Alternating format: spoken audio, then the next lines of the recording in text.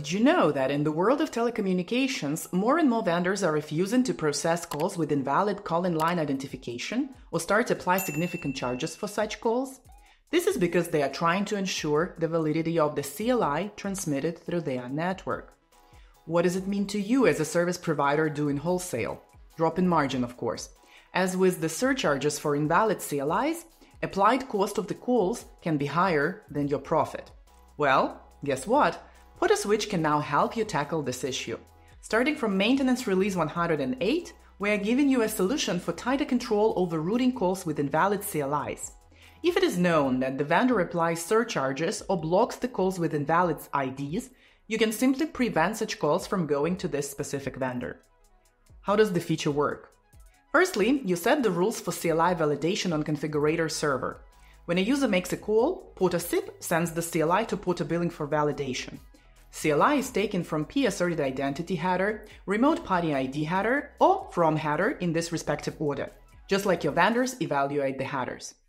CLI will be checked against these manually added rules, and if there is no match in rule, such CLIs will be further sent for validation via Google's libphone number library, which is an open-source standalone library. Emergency calls are not validated at all, so these calls are always allowed. Then, enable the toggle route calls with valid CLI only on a specific connections where you want validation to be performed.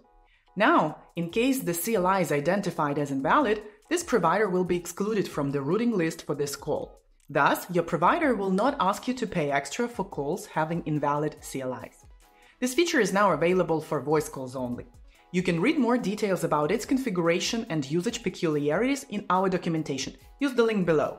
So, what do you need to do to start using the CLI validation feature? Check the list of requirements from your vendors. Prepare CLI validation rules and translation rules based on the CLI sent by your customers. Contact our support team to schedule your update to MR 108 or higher. And finally, configure your updated system for validating call CLIs.